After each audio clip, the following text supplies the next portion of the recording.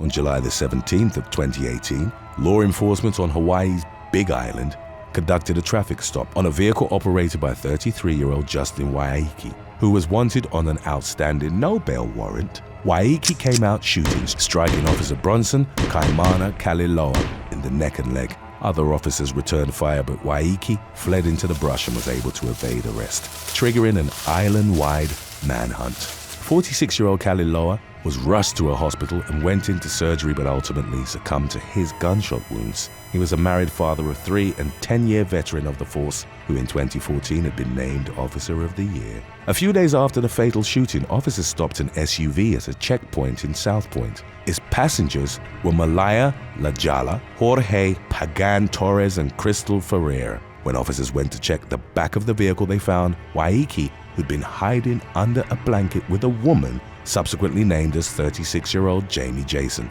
A fire exchange ensued, during which Waikiki shot and wounded Sergeant Brian Tina, who was later treated and recovered. Waikiki was ultimately shot dead in the gunfight, while Jason suffered a non-fatal injury. The SUV's remaining passengers were taken into custody and initially charged with being accomplices to first-degree attempted murder. However, they were eventually found guilty on lesser charges for helping the cop killer evade apprehension. During the trials that followed, Jason was imprisoned for 6 years following a plea deal in which she admitted hindering prosecution, assault of a law enforcement officer, and accomplice to ownership or possession of a firearm when prohibited. Ferreira and Pagan Torres were sentenced to a year in prison after being found guilty of second-degree reckless endangering. Malaya Lajala had a criminal record of 14 convictions, 2 of which were felonies for robbery and attempted burglary. For her role in Waikiki's flight from justice and the ensuing shootout, she was given consecutive sentences of 5 years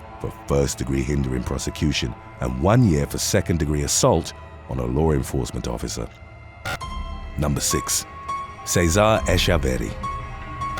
Cesar Escaveri, a 29-year-old detective with Florida's Miami-Dade Police Department, was part of the agency's Robbery Intervention Detail, or RID. The squad was active in areas prone to crime and, as such, often dealt with dangerous suspects. Escaveri and other detectives in his team were at Northwest 62nd Street and 17th Avenue in August of 2022 when they saw a white sedan reported to have been involved in a recent armed robbery. The driver, 32-year-old Jeremy Willie Horton, tried to drive off, striking civilian and police cars. As the vehicle pursuit eventually turned into a foot chase, a gun battle erupted. Horton fired a round that struck Escaveri in the head before he was shot dead by the officer's colleagues. A Georgia native, Horton had been staying at the Extended Stay America Hotel in Miami Springs and had previously carried out a gas station robbery with an accomplice. The gunshot he'd sustained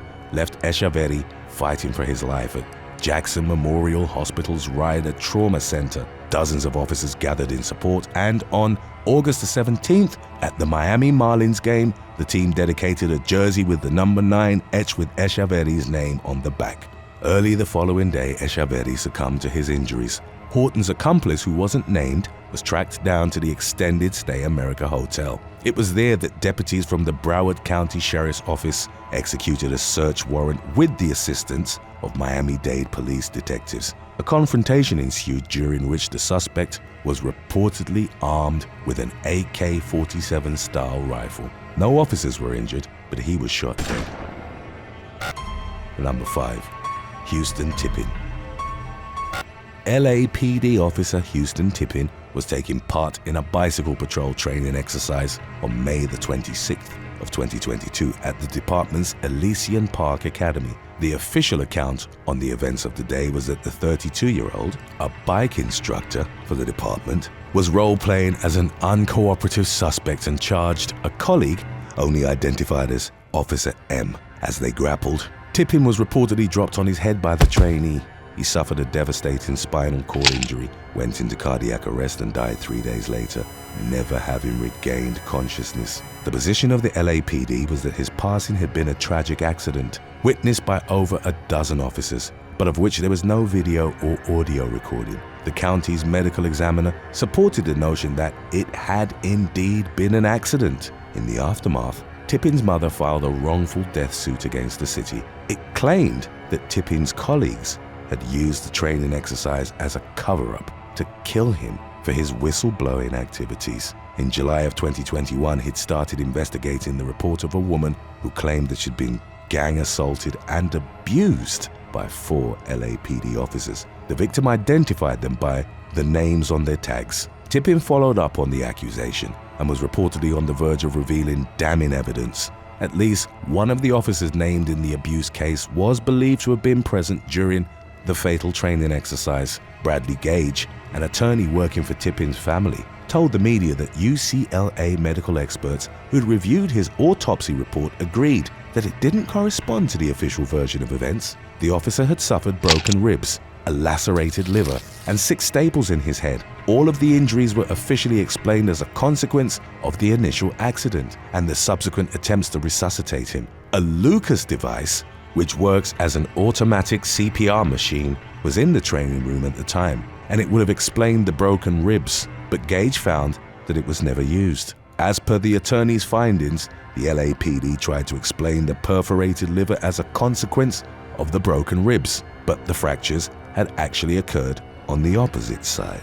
The injuries suggested that the 5-year police force veteran had been subjected to a prolonged mob attack and had not been the victim of an ill-fated one-on-one drill. Updates from the fall of 2022 indicated that Gage had called upon the Los Angeles District Attorney's Office to launch an independent investigation into the matter. Number 4. Felix Kalata. 31-year-old David Romrell was a rookie with the South Salt Lake Police Department who became his first officer to die in the line of duty in November of 2018. Romrell and another officer headed to the scene of a reported burglary at an industrial business on Southwest Temple Street. They came upon 2 men trying to drive away, at which point the officers got out of their cruisers and ordered them to stop. The driver, 32-year-old Felix Kalata, then accelerated directly towards Romrell. The latter and his partner opened fire on him, with the shooting later subjected to an investigation carried out by a separate agency. While under gunfire, Kalata intentionally rammed his vehicle into Romrell, inflicting critical injuries to which the officer succumbed at the Intermountain Medical Center in Murray. The Marine Corps veteran was survived by a wife and 4-month-old son. Kalata had sped away from the scene, but he was later found dead from a gunshot wound. Number 3. Nicholas Brookshire.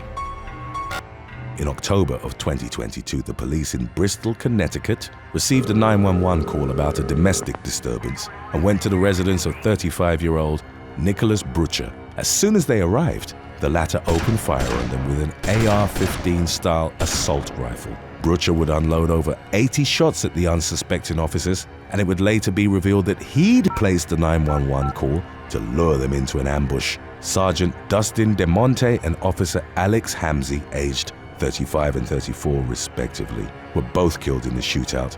A third officer, Alec Iorato, was shot in the leg but managed to take cover behind a squad car as gunshots continuously rang out. One witness would compare the scene to an active war zone. As shown in his body cam footage, Iorato desperately asked for support as screams could be heard in the background. The 26-year-old policeman then took aim at Brookshire from the vantage point and shot him dead. Brookshire's brother, Nathaniel, was non-fatally shot in both legs during the altercation, but it wasn't disclosed if he'd been an accomplice in his brother's rampage, a bystander, or a victim. Brookshire's motive was also a mystery and became the focus of a complex investigation. He and the police had crossed paths earlier in the night when he was thrown out of a local bar, and there was speculation that he'd sought retaliation. Hamzy, one of the slain officers, was friends with Brookshire on Facebook, but the extent of their relationship remained unclear. Those who knew Brookshire described the divorced father as a man-child who was rowdy and constantly under the influence.